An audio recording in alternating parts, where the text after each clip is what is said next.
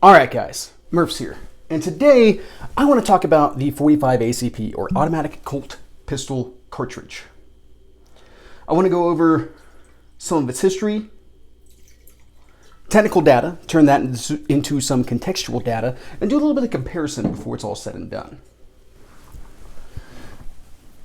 First off, let's get started with some history. In the early 1900s, the U.S. found itself fighting yet another tribal group, this time in the Philippines, which, if you know anything about U.S. history, this is a pretty common occurrence for us. And something that was discovered during this time period, just a little bit more, it looks a little light, it's like a little bit of a light pour. And something that was being found in that conflict was that the 38 cartridge out of the 38 caliber Colts that the United States Army was carrying at the time were not effective in stopping these tribesmen. Now keep in mind, these tribesmen were hopped up on drugs and stuff like that, but it doesn't really matter when you shoot a guy 6 times and he still manages to plunge his spear into you. So with that, the United States Army decided that they were going to go back to a 45 caliber cartridge. It was also at this time that the United States decided that they wanted to go to a semi-automatic pistol. Now keep in mind, guys, we're still very early in the development of semi-automatic handguns.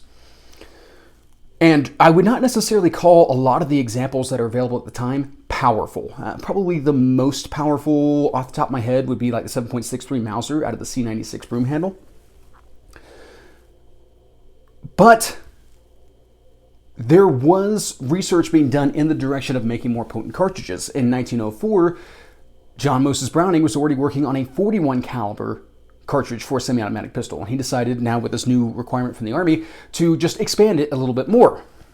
He would start testing along with a new pistol design in 1906. And by 1911, we got the 1911 pistol, designed by John Moses Browning, built by Colt. Now, I don't necessarily want to get into the Colt 1911 right now. It's not what it is that we're talking about. However, the 45 ACP and the Colt 1911 are synonymous, to the point where some people just refer to Colts as 45s, or a Colt 45.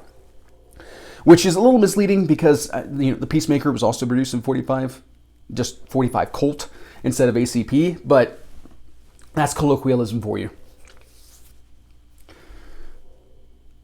In addition to that, well, anyway, getting back on track here, the 45 ACP cartridge would continue to serve with the United States military through World War I, World War II, Korea, Vietnam, Panama, Grenada, the Gulf War, and then Gulf War Part 2 / GWOT. And here recently, the United States Marine Corps, specifically MARSOC, just divested itself of 45 caliber pistols. So the 45 ACP has had a vast military career, let alone law enforcement, where it found a very popular niche once upon a time, which we will discuss more here in a bit.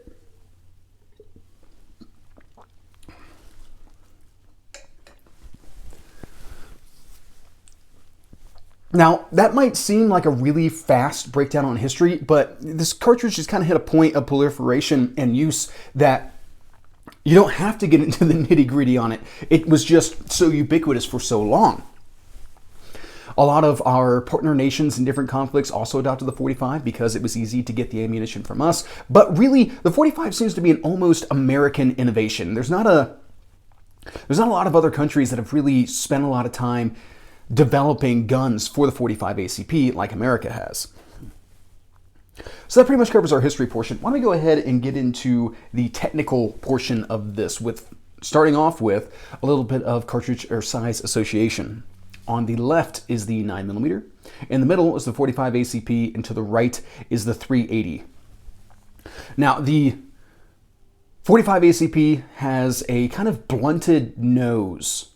Not a very long ogive like you see in like a 9mm or a lot of other handgun cartridges. It actually is very reminiscent of the 380's kind of blunted ogive, which is appropriate seeing as both of those were designed by John Moses Browning. You will generally find this projectile in a 230 grain loading. The original testing was done with a 200 grain load, but eventually it would be switched to a 230. You can also find as low as 185. Now there are sizes outside of that, but most of your defensive ammunition is going to come in 185 or 230, and most of your FMJs are going to come in 230 grain. You can find these in hollow points, ballistic tips, cast ammunition, FMJ, the whole gambit of available bullet types. The cartridge casing is straight-walled, rimless, with a large pistol primer. Originally, these handguns, or the cartridges, excuse me, were produced with a small pistol primer, and that was bumped up early on in production. Velocities range from just over 800 feet per second to just over 1,000 feet per second with a plus P loading. All right, that's our kind of technical portion. Why don't we start turning a lot of this into context? There are a lot of debates surrounding the 45 ACP between itself and other pistol cartridges available out on the market. And I think a lot of the debate loses some context or has some context that's kind of out of date. The 45 ACP was designed at a time and for a customer who couldn't really use hollow points, and hollow point technology was not where it needed to be. But already, hollow point ammunition was banned in warfare. So if you can't have some sort of means to be able to get the bullet to expand, you're going to have to start off with a wider overall projectile in order to be able to destroy more tissue and all that kind of stuff.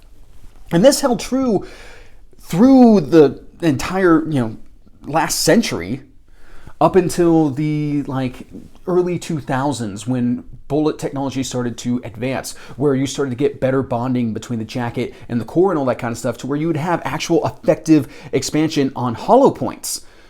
For a long time, you didn't have a lot of really good hollow points. There was always a question of whether or not there was good bonding. I'm not really a metallurgist, but there's a process to be able to get dissimilar materials to be able to bond together, to hold together enough to be able to expand in a controlled manner, not necessarily expand super early, dump all the energy before it gets to anything that matters, but also not close up and penetrate all the way through.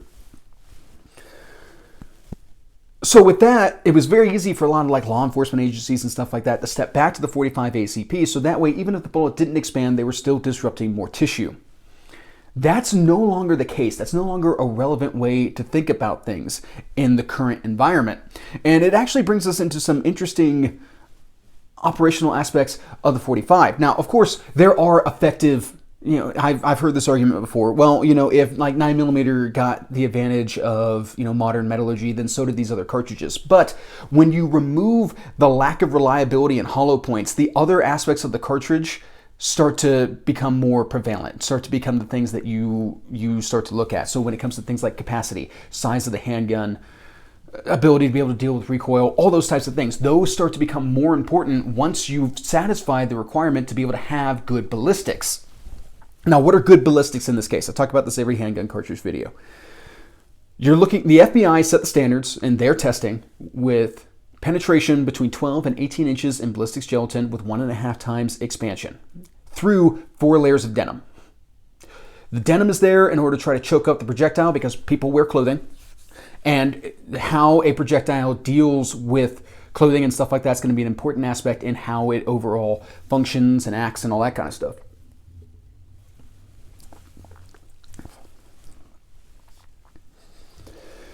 Now, whenever I'm comparing and testing or considering new loads and stuff like that in handgun cartridges, I go to luckygunner.com because they have been doing a long-term study on a wide variety of loads and calibers and all that kind of stuff to display the penetrative capabilities of different defensive cartridges. It's an absolutely fantastic resource. I highly recommend you go take a look at it.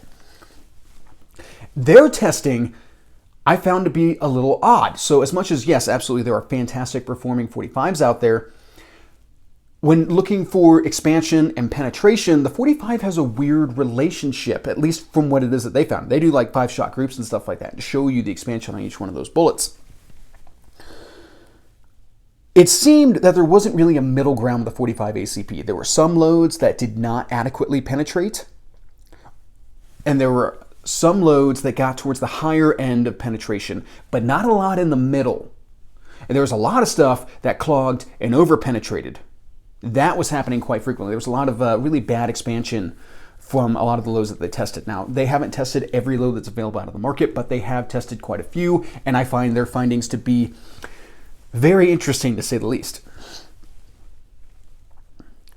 Now, does that mean that the 45 ACP is not a good cartridge? No, but it does mean that you need to pay attention to what it is that you're getting into, because over-penetration is just as bad as under-penetration. Now, remember, this is calibrated ballistics gelatin, so this is supposed to take into account all of the different things that are in your body. It's not a one for one in flesh. So that's an important thing to keep in mind whenever it is that we talk about this stuff. I think that gets lost a lot in context. Now, does this mean, like I said before, does this mean the 45 is not a good performer? No, you do have to be a little bit more aware of what cartridge it is that you're selecting for your defensive type purposes, but you can see where the balance starts to change in this conversation that might make you want to look at 9mm, which has a ton of loads that expand effectively, while also having higher capacity and all those types of things. Keep in mind, guys, handguns are not good fight stoppers. They are convenient fight stoppers. They are what you have available should the fight arrive on your doorstep. If I know I'm going into a fight, I would much rather have a rifle 100% of the time, and a handy second place would go to a shotgun with a pistol in a distant third.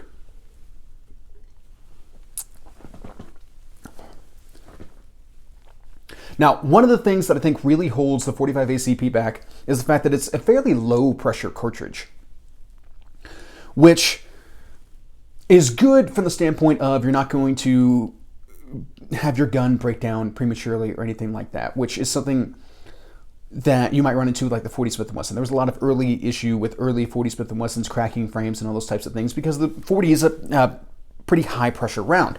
Now, this low operating pressure for the 45 ACP relates to a little bit lighter recoil impulse. Now, what do I mean by lighter? Because especially depending on what gun it is that you put it into, a 45 can be quite flippy, can be quite a bit of recoil.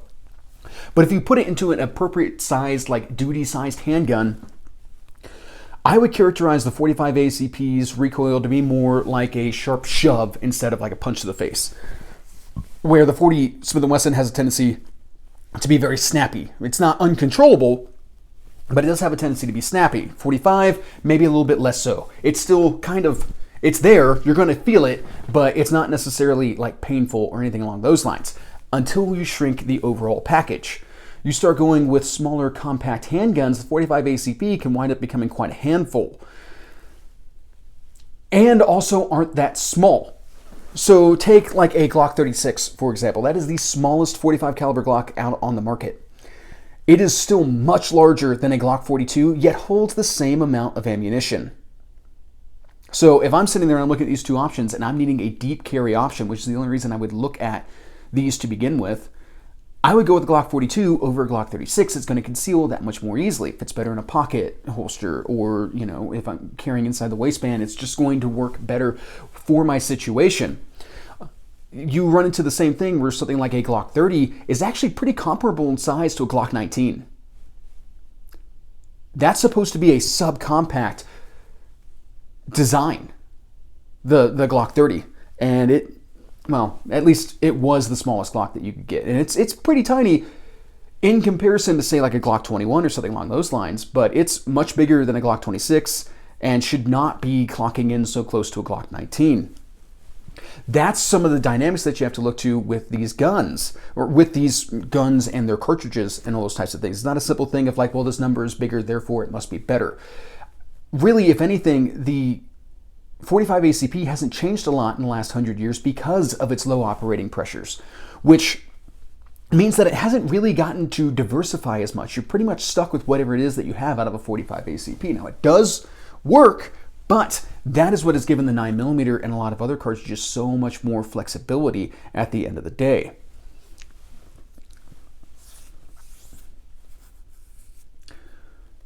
So, with that being the case,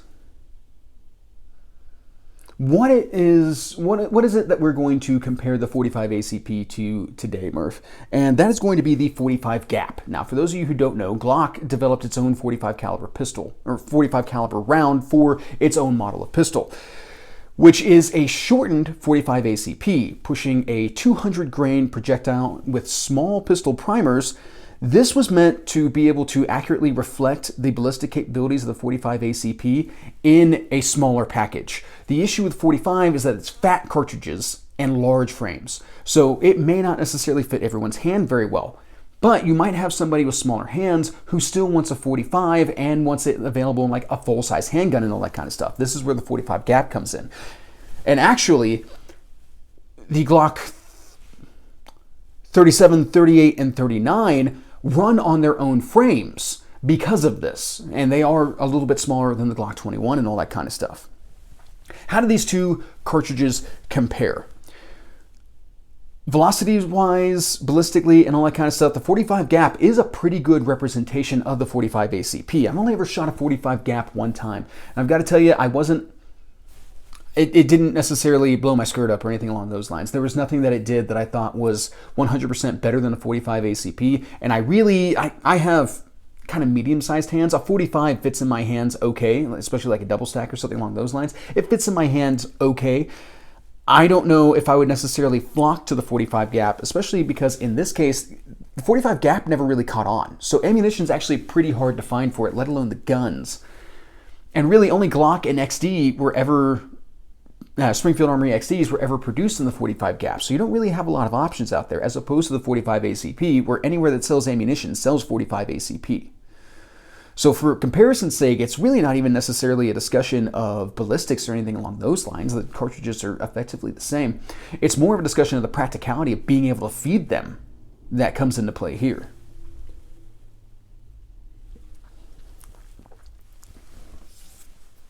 All right, guys, what are my recommendations when it comes to the 45 ACP cartridge? Would I recommend it for duty use? Yes, as long as you're very careful about what cartridge it is that you select and all that kind of stuff. It would be a perfectly acceptable 2D cartridge. It has been for years. I do think that there's still an advantage in carrying a smaller cartridge with more rounds available, but I would not fault somebody for carrying a 45. What about as a self-defense cartridge? Self-defense, home defense. Okay, so self-defense side of things, in small handguns, I really don't care for the 45 ACP. I think you lose a lot of trade-off there. Your capacity is so diminished, and your recoil is probably going to be higher and all that kind of stuff as you go with lighter, smaller handguns and all that kind of, the things that are actually really good for carry are maybe not so good of an option in 45 as much as like a 40 or 9mm or something along those lines. I would not jump to recommending the 45 ACP in a carry size handgun for concealed carry. For home defense, on the other hand, when you can go ahead and preference a larger handgun, there's really no reason to go against the 45 in this case. If it's good for duty, it's good for home defense. There's plenty of options out there that you can find that'll be readily accessible to lights and all that kind of stuff. And you can do a lot to maximize your capability with the 45. So that wouldn't be the worst option ever, and it's definitely defended plenty of homes in the past. What about as a hunting cartridge? In my Guns for Self-Defense in the Woods video, which isn't the exact title, I just don't remember what it is. I'll put a link in the description. In that video, I put the 45 at kind of like the minimum cartridge that I would carry for woods defense. For that, you would have to be very, very careful about what cartridge you selected. It would not necessarily... I would sooner carry a 10mm. You could get away with a 45. Same thing with hunting. Anything that you can hunt with a handgun, you can hunt with a 45 ACP. You just might want to take into account like what size of game it is that you're shooting at, and what is legal wherever it is that you're at. What about as a competition cartridge? Kind of depends on the competition. Some competitions, some whatever organization it is that you're shooting with, have like major power factor. And in those types of situations where you're competing against other cartridges that meet the major power factor, yes, I would consider that to be a perfectly acceptable, perfectly acceptable competition cartridge. However, if you're on the same playing field as someone with like a 9mm or 38 Super or something along those lines, I would not recommend the 45 at that point. You get no real advantage and only all of the disadvantages. You're gonna have to do more mag changes. You're gonna have more recoil to contend with and all that kind of stuff, and it's gonna affect your splits, which is gonna make you less competitive overall against somebody who's able to really nail their targets and all that kind of thing with a lighter, softer recoiling cartridge. All right, guys. I think that pretty much covers my thoughts on this particular subject. That's pretty much what I got. Have a good day.